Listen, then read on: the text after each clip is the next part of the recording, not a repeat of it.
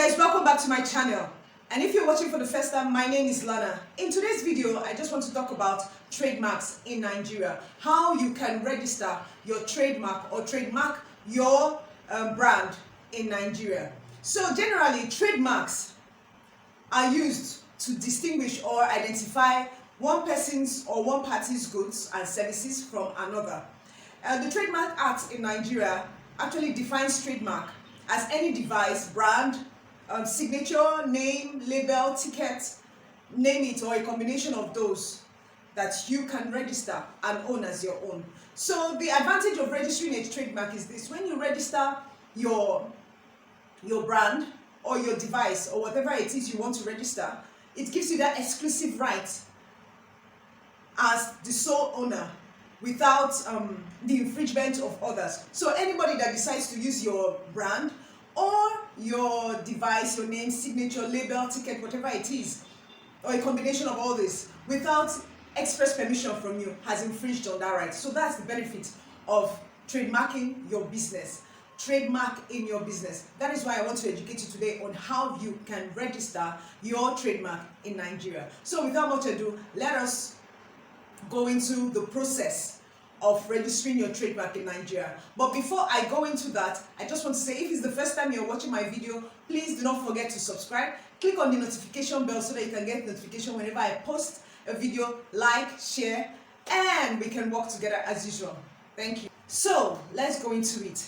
In Nigeria, the relevant authority in charge of trademarks is the Trademark, Patents and Designs Registry under the Commercial Law Department of the Federal Ministry of Trade and Investment.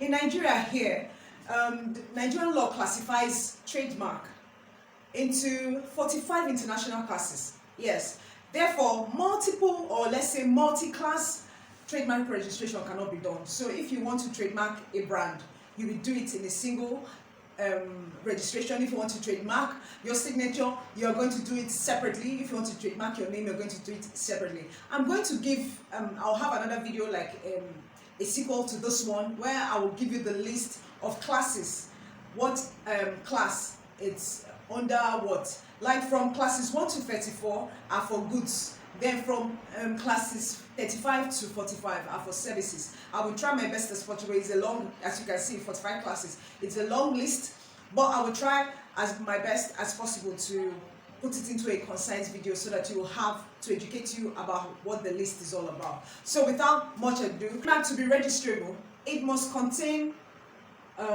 one, the name of the individual, company, or a firm that wants to register it. Then it must have a signature. The signature must be there. Then the signature of the applicant, definitely, or somebody predecessor. Then you have an invented word or words must be there. Then a word or words that doesn't have a direct reference to the character or the quality of goods in question, or any distinctive mark.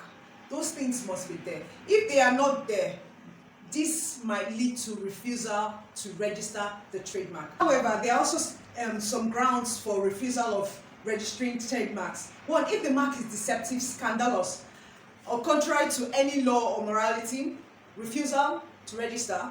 Then if there are, the trademark has prohibited symbols or names such as chemical substance, coat of arms, patents, design, copyright, registered, a whole lot of others, these are grounds for what trademark refusal to register. So the process of registration is that when you want to start the process, the applicant, you must submit the details of the applicant, that is his name, his nationality, you know, everything that embodies phone number, email address, all that. The details of the applicant is the first thing you submit. Second thing is that the print or representation of the proposed trademark, you have to submit that too. Then you have the class or specification of goods or services which the trademark you want, or the trademark you want to register. Then an authorization of the agent. Note that trademark registration can only be done by accredited agents of trademark. So you can either be a CAC accredited agent or a trademark accredited agent, but just know that it has to be done by an accredited agent. And you, the applicant, have to sign an authorized letter or a power of attorney, more like it. You issue a power of attorney to the authorized agent so that he can carry on with the application. And then if it's a body corporate, maybe a company, the officer duly in charge of that has authority to give power of attorney to the authorized agent should do so. So that's basically the first process by the applicant before the whole procedure of how you can go ahead to register your trademark. So the first major step when you want to register your trademark is to do search. You know, when I talked about CAC, I said the first thing is for you to do availability search, whether your name of your business or company or NGO is available. That is the same process you have to use here in trademark.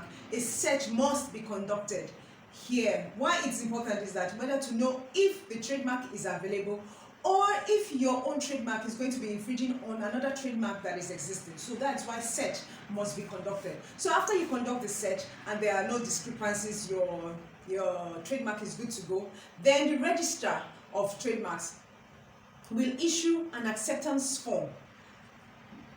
That is when the application is before him. You will issue an acceptance form, and this acceptance form will be accompanied with a temporary number, pending when they will allocate you or give you the certificate of registration. So after this step, it is basically the registrar's work to now examine your application. If there is nothing contrary with it, that your trademark is not infringing on anybody's rights, first of all, and if your trademark does not contain any single chemical substance or prohibited words or names, or it contains any words like, as we say, the coat of arms, the national flag, that is for logo now, it contains the national flag, patent, trademark, a whole lot of it. So it is his work now to examine your application properly, if it's in line with all the rules and regulation or all the prohibitory laws that you need to abide to when registering a trademark. After this is done, and there is nothing contrary with your trademark, then the registrar will go ahead and issue you an acceptance form. This acceptance form, basically, if there's no bureaucracy or red tape, it goes well. It's 3 weeks. It's issued to you 3 weeks after you have been issued the acceptance form. Then you are issued that acceptance, after you've been issued the acknowledgement form. The acceptance form is 3 weeks after you've been issued the acknowledgement form. The acknowledgement form is the first form that you have been issued before the registrar does the examination. Please get that right. So after this, it's then a stage. After they give you the acceptance form, your application now is now published in the Trademarks Journal. Yes, in the Trademarks Journal, so that the public can actually oppose to the registration of your trademark or not. And this publication takes between 12 to 18 months, so that if there is any objection, it will be dealt with within that time. So if there is an opposition or an objection to your trademark, the person objecting to you using that trademark has to do it within 2 months period. There's no extendable time. So if somebody sees that you are infringing on their trademark, or there's an opposition to registering your trademark, if they do not file within 2 months of the publication, they have lost their rights to file. So within 2 months, the time is not extendable. So when he or she files that objection, it goes before the registrar. The registrar now examines all the evidence and then makes a decision. After the registrar makes a decision for or against you, it doesn't matter. Your decision is appealable to the relevant court of jurisdiction that has jurisdiction to decide on such an appeal. Then after that, if there is no third-party objection, or if there was an objection and you won, it was in the objection, the whole process was in your favor, then the certificate of registration will be issued to you as the owner of that trademark. When you've been issued the certificate of registration by the registrar, the good thing about it is that this certificate of registration has the date in retrospect. Means that today is the 21st of January 2022. you filed your first application, even though it takes 6 months for the whole registration to be done, or the whole process, whether you had an opposition or not, whatever time it took, your certificate will be backdated back to the day of your application or filing date. So that's the good thing about your certificate. So the duration or the time given for each trademark is 7 years and can be renewed for a subsequent 14 years. The good thing about registering a trademark is that it is assignable and it is transferable to someone else. In the course of trade, whether the goodwill of the business, so it can be transferred to someone else, it can be assigned to someone else. That's a good thing about trademark. So it's not like, oh, you die and go and then the trademarks end. No, it is assignable. So if this video has helped you in any way, please do not forget to share it, gives it a thumbs up, and subscribe. If you have questions, send me. I will drop my email address in the description box so that you can send me your questions and I can assist you in the way I can. And if you want to register your trademarks or your CAC, please do not stop there. I know a lot of people have challenges like, oh, they don't get to see me physically in my office, but we've done a lot of registration without even, I have clients that I don't know their faces, but I did their registration. Please just send me an email address and we will help you and make your registration smooth. Thank you very much.